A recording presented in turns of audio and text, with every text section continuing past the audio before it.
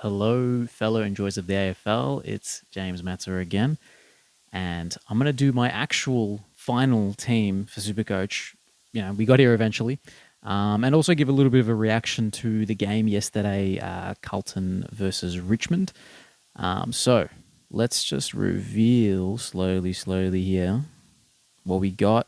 Dacos, Sheasel, Short, Young, Zachy Williams, Howes, Reed, and Hall.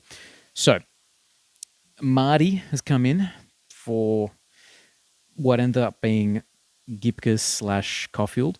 So in the end, I faded Gipkus, which was very, very lucky of me. But look, it's very sad that he's gone down.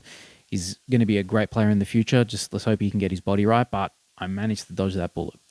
First of all, I will just talk about the players that played. Zach Williams, I think he's still a good pick. He got 51, not great, but he's working his way into it. Gets a week off this week to recharge the batteries a little bit. I think he'll be just a fine pick. I'm not really panicking there, and everyone has him. He's in like 60+% of teams, so that's fine. But Short, right? Short, I intended to get rid of him at his bye, right? But I hope that this isn't what I get to see the next 2 weeks of him playing, because Richmond, I don't know what it is, but all the defenders, apart from Short, think that they're Nick Dacos. So they weren't giving him the ball at all. What's his name? Vlaston was taking too many kick-ins. McIntosh just wasn't handing the ball to Short, who's the best kick in the team. And who's the other one? Bolter as well. He just boots it, right? I don't know if that's part of the team game plan where they just want to move the ball quick, but the best kick in your team is Short. Give it to him more often, in my opinion. But anyway, and also kick-ins as well. Kick-ins, he didn't have enough. But considering he managed to pull an 88 from like 18, was it 18 touches in the end? 18 touches? What was it? Sure, yeah, 16 kicks and 3 handballs. All right. Considering he managed that, yeah, 88 Supercoach from 70 Dream Team, it's just fine. I'm not going to panic too much about it. And as we said, he's going to go out of the team before his bye. Maybe it's Whitfield. Yeah, very likely it's going to be Whitfield that comes in for him. So now I've accidentally revealed the rest of my team, which is not what I was meant to do. But anyway, we're here now. So Bonner has made his way back into the team. The man who I didn't really want to pick and I did want to pick and I was umming and ahhing, he's back in, right?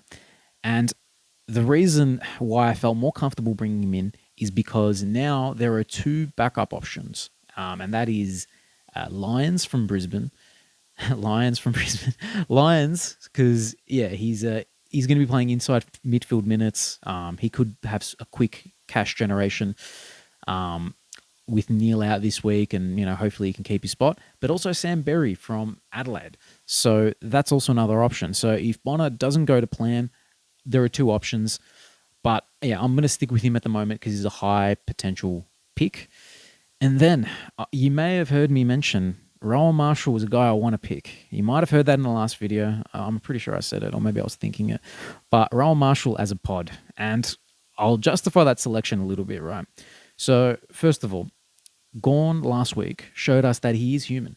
He is human. So even with the single, playing as the sole ruck, he still can put up a bad performance, right?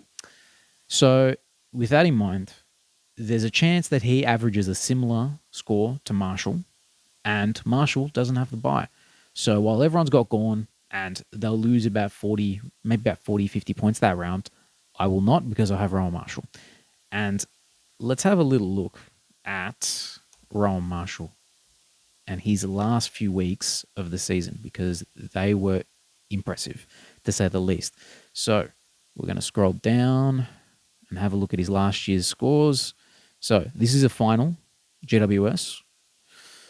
We go, let's say, just if you go the last, 5 games that he played, averaged 143. And I know that's not sustainable throughout a season, but there's very few bad scores apart from this one against Gold Coast.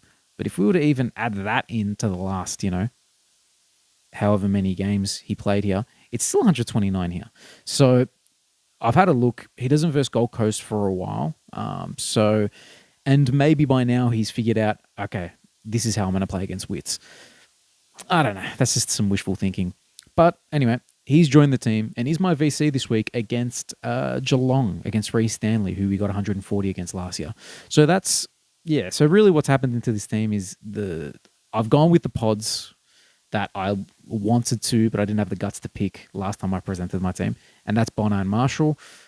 Sucks that I can't afford English, but it would have meant that James Jordan would end up being another rookie, which could have been fine, but I trust in Jordan to an extent.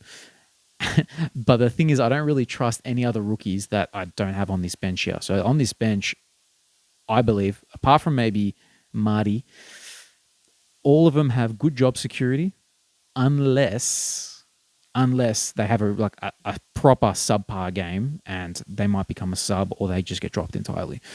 So anyway, that's what we're running in with for this season. And yeah, I'm very happy with it. I'm very happy with it. You know, all the rookies have good job security, so the cash gen is there. And now that Bonner has, I've got a couple fallback options for Bonner in Berry and Lions. I can feel free and pick him. So yeah, thank you all for watching. And yeah, let me know what you think. This is closer to my original team, so and everyone seems to respond a bit better to that team. So yeah, let me know what you think about those changes. Let me know if you've got Roll Marshall as well. I think he's a great pod. Less than 10% owned. Could have a great season. So, but yeah, all the best guys with the Supercoach season. And yeah, we'll see how we go. See you later.